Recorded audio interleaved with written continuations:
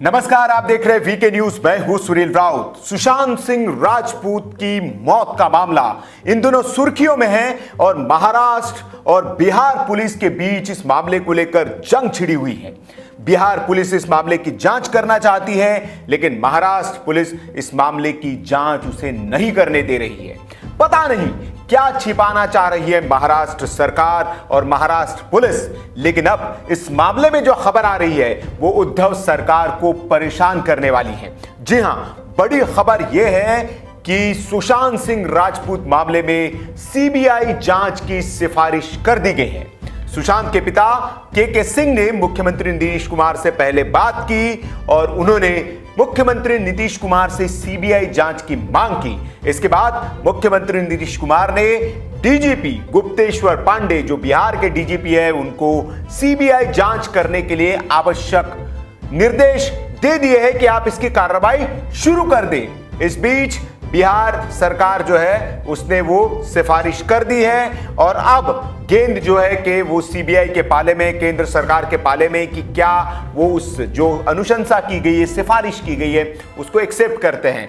और अगर इस मामले की सीबीआई, क्योंकि सुशांत के फैंस हो, बॉलीवुड के कई लोग हो या बाकी देश की जनता भी वो यही कह रही है, क्योंकि जिस तरह से मुंबई की पुलिस जिस तरह की हरकतें कर रही है और जिस तरह का उसका बिहेवियर है इस मामले को लेकर, पहले दिन से जिस तरह से कैजुअल अप्रोच के साथ इस मामले की जांच की जा रही है, कहा जा रहा है कि अभी तक इस मामले में एफआईआर तक दर्ज नहीं हुई है। सुब्रमण्यम स्वामी ने भी यह सवाल उठाया कि अगर इस मामले में मुंबई पुलिस ने कोई एफआईआर दर्ज करा दी है, 45 दिन से ज्यादा वक्त हो चुका है, तो एफआईआर है कहां? और एफआईआर होनी चाहिए थी, लेकिन अब तक इस मामले में एफआईआर भी दर्ज आपने नहीं की है।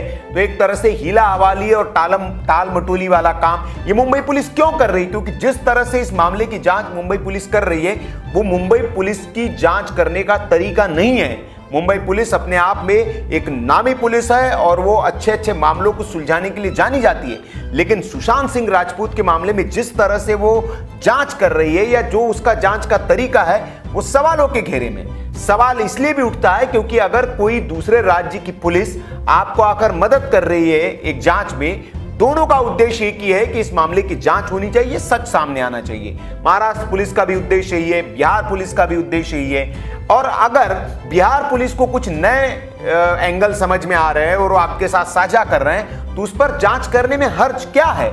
लेकिन महाराष्ट्र पुलिस का जो जिस तरह से रवैया है इस मामले में, वो सवालों के घेरे में है और देश की जनता को एक शक हो रहा है कि अब महाराष्ट्र पुलिस जो है किसी के प्रभाव में है या दबाव में है, वो किसी को बचाना चाह रही है। इस मामले का असल सच जो है वो सामने आने देना नहीं चाहती है। इसलिए सब लोग इस मामले में सीबीआई जांच की मांग कर रहे थे और बिहार सरकार जो है वो पहले से कह रही थी कि जब एफआईआर दर्ज की गई सुशांत सिंह के पिता की ओर से, उसके बाद जरूरत नहीं थी कि हम सीबीआई जांच की सिफारिश करते। लेकिन ये इसलिए करना पड़ रहा है क्योंकि जो बिहार पुलिस के अफसर वहां जो जा रहे हैं और जिस तरह से उनके साथ बुरा बर्ताव किया जा रहा है, उनको जांच नहीं करने दी जा रही है, तो इसलिए हमें ये सिफारिश करनी पड़ी है। और अब सीबीआई जांच की सिफारिश हो गई है, क्योंकि इससे पहले आपको बता दें कि जो बिहार के विपक्षी दल है वो भी इस मामले में सरकार के साथ है और उन्होंने भी अपील की थी, चाहे रामविलास पासवान की पार्टी हो,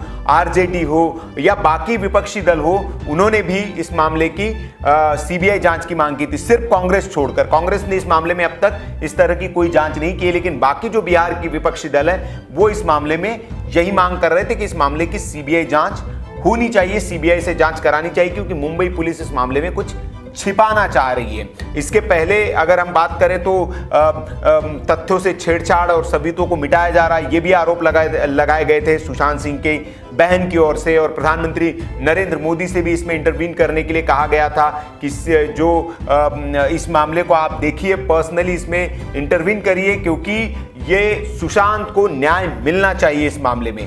तो सीएम नीतीश कुमार ने डीजीपी को आदेश दे दिया है और गुप्तेश्वर पांडे को कह दिया है कि इससे कार्रवाई, सीबीआई जांच से जो जुड़ी कार्रवाई उससे जल्द से जल्द आप शुरू कर दीजिए, और सारी प्रक्रिया जब हो जाएगी उसके बाद बिहार सरकार की ओर से फिर यह अनुशंसा कर दी जाएगी केंद्र सरकार को। तो सुशांत के पिता भी नीतीश कुमार से जाकर मिले हैं इस मामले में और उसी के बाद ये फैसला किया गया है।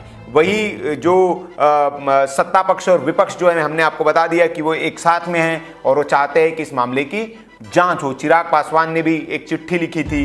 तो इस तरह की ये तमाम इसमें डेवलपमेंट है। लेकिन एक डेवलपमेंट ये भी है कि जैसे ही ये सीबीआई जांच की सिफारिश यहां से कर दी गई, उसके बाद रिया चक्रवर्ती के जो वकील है उनका बयान आ गया। उन्होंने कहा कि बिहार सरकार सीबीआई जांच के लिए अनुशंसा कर ही नहीं सकती, ये संवैधानिक नहीं है। तो वो संविधान और कानून गैर कानूनी बात वो पचड़े में पड़ रहे हैं। अब सवाल ये है कि रिया चक्रवर्ती जो है वो क्यों ये चाह रही कि बिहार पुलिस मामले की जांच न करे। क्या रिया चक्रवर्ती ने जो मुंबई की पुलिस है उससे सेटलमेंट कर रखा है और उस पर विश्वास है पहले? लेकिन इस जो रिया चक्रवर्ती के इस बयान से पहले आपको रिया चक्रवर्ती का एक पुराना बयान याद करना चाहिए। अब याद करिए, रिया चक्रवर्ती ने एक ट्वीट किया था और गृह मंत्री अमित शाह को उसे टैग करते हुए इस मामले की सीबीआई जांच की मांग की थी रिया चक्रवर्ती ने।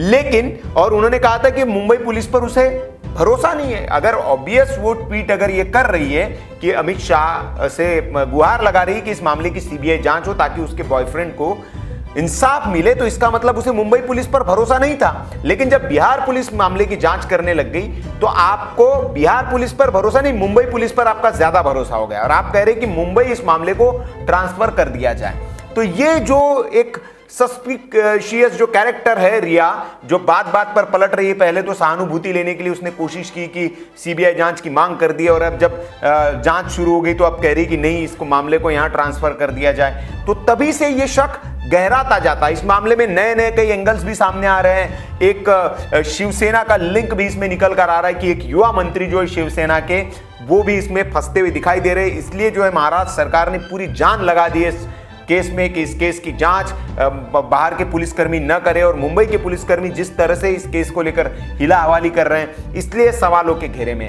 लेकिन अब चूंकि सीबीआई जांच की सिफारिश हो चुकी है, अब सवाल ये भी आएगा सुशांत सिंह के फैन के जहन में कि क्या जिस तरह से रिया के वकील कह रहे हैं तो ये मामला कोर्ट में जाएगा और हो सकता है कि सीबीआई अपने अधिकारों को लेकर बात हो कि राज्य मामला जो है वो मुंबई का है तो महाराष्ट्र पुलिस के अधीन है, तो महाराष्ट्र सरकार सीबीआई जांच की सिफारिश कर सकती है, बिहार सरकार ने कैसे कर दी। तो ये सब कानूनी पहलू आएंगे और इस पर बात होगी। लेकिन जो कुछ कोर्ट के सामने जो बातें जाएगी और कोर्ट जब देखेगा कि इस मामले में आपने एक एफआईआर तक दर्ज नहीं की है अब तक और आप सिर्फ ऊपर जांच कर रहे हैं, कितने दिनों में आपने क्या किया, क्या कोई एफआईआर दर्ज की है, क्या आपने केस डायरी बनाई है अब तक, और कोर्ट में आप क्या पेश करेंगे? आप सिर्फ लोगों को बुला के उनके बयान दर्ज कर रहे हैं दिखाने के लिए। कभी आपने महेश भट्ट को बुला लिया, कभी आपने संजय लीला भंसाली को बुला लिया, कभी कह रहे कि करण जौहर को बुला लेंगे, कभी सीए को बुला ले रहे। लेकिन हो क्या रहा है? क्या केस डायरी आपने तैयार की है? क्या सबूत? पोस्टमार्टम रिपोर्ट कहाँ है?